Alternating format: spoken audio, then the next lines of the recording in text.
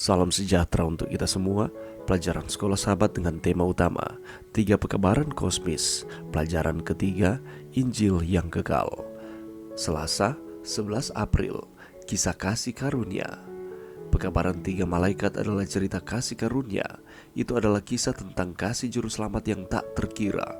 Sebuah kisah tentang Yesus yang sangat mengasihi kita, sehingga dia lebih suka mengalami neraka itu sendiri daripada kehilangan salah satu dari kita. Adalah kisah tentang kasih yang tak terbatas, tak terduga, tak dapat dimengerti, kekal, tak terbatas tanpa akhir. Tuhan tidak pernah terkejut. Dia tidak tunduk pada perubahan angin pilihan umat manusia.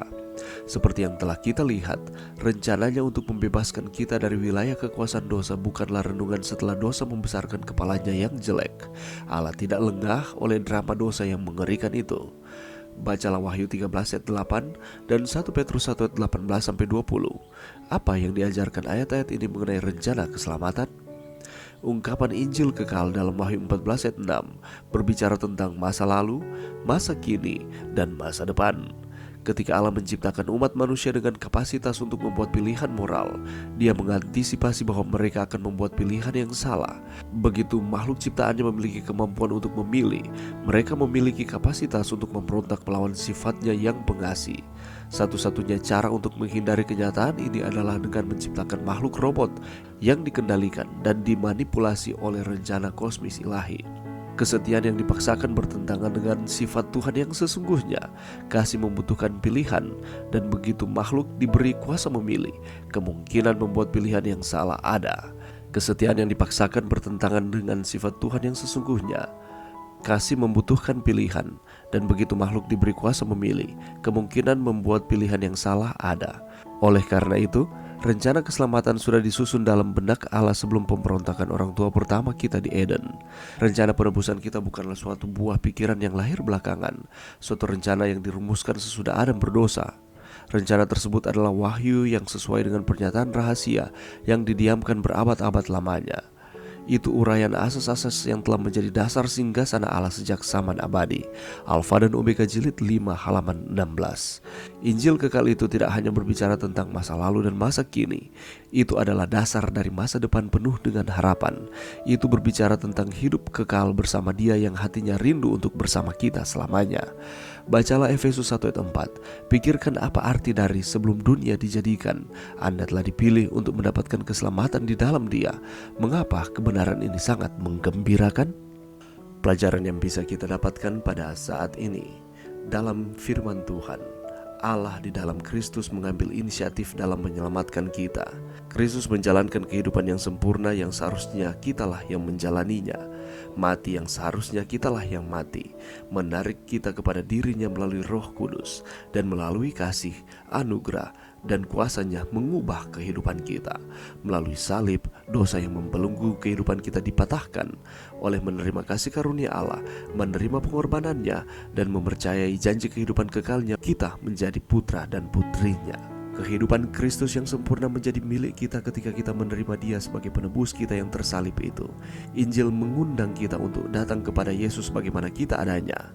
Namun itu tidak meninggalkan kita di sana. Dalam merespons kasih Yesus, kita akan memiliki kerinduan untuk menghidupkan kehidupan yang saleh. Rahmat-Nya bukan hanya menutupi masa lalu kita, itu juga berfungsi sebagai prinsip dinamis dalam kehidupan kita, memberi kuasa kepada kita untuk menurut. Kasih karunia Allah mengajarkan kita bahwa kita harus hidup bijaksana, adil, dan beribadah di dalam dunia sekarang ini. Inilah kabar baik Injil yang luar biasa. Dan kalau kita melihat di dalam Wahyu 14 ayat 6, ungkapan Injil yang kekal berbicara bukan hanya masa lalu atau masa kini saja, tetapi juga masa depan. Ketika Allah menciptakan umat manusia dengan kapasitas untuk membuat pilihan-pilihan moral, Dia mengantisipasi bahwa mereka akan membuat pilihan yang salah. Kenapa demikian? Karena mereka diberikan kuasa untuk memilih.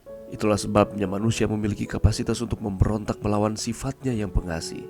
Dan apa yang dilakukan oleh Tuhan, rencana penebusan dirancang Allah sebelum dunia dijadikan. Tetapi rencana penebusan ini bukanlah suatu buah pikiran yang lahir belakangan, suatu rencana yang telah dirumuskan dengan matang. Rencana tersebut adalah wahyu yang sesuai dengan pernyataan rahasia yang didiamkan berabad-abad lamanya.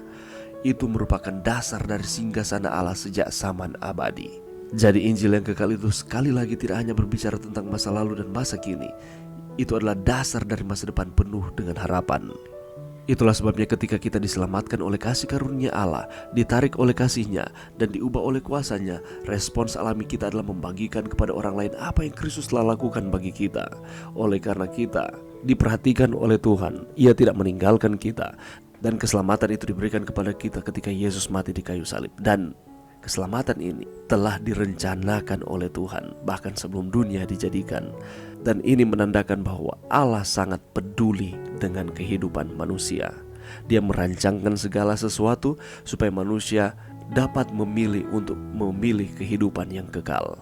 Walaupun manusia sudah jatuh ke dalam dosa, tetapi ada rencana keselamatan yang sudah dipersiapkan oleh Tuhan supaya manusia tidak binasa, melainkan beroleh hidup yang kekal. Inilah Injil yang kekal itu, di mana Allah menaruh perhatian yang lebih kepada kita manusia. Dia melakukan segala cara supaya kita memperoleh keselamatan, tetapi pada akhirnya Allah menghargai, Allah menghormati pilihan-pilihan kita. Itulah sebabnya karena Allah menginginkan kita supaya terus ada di dalam Tuhan, baik di masa lalu, masa kini maupun masa yang akan datang. Marilah kita tetap setia kepada Tuhan, berterima kasih atas segala sesuatu yang telah Allah berikan di dalam kehidupan kita, termasuk rencana keselamatan. Mari berdoa. Terima kasih Tuhan atas firman-Mu pada saat ini. Terima kasih atas segala sesuatu yang Tuhan lakukan supaya kami dapat memperoleh keselamatan. Terima kasih Tuhan karena Tuhan terus memperhatikan dan mengasihi kami umat-umat-Mu. Ini doa kami di dalam nama Yesus. Amin.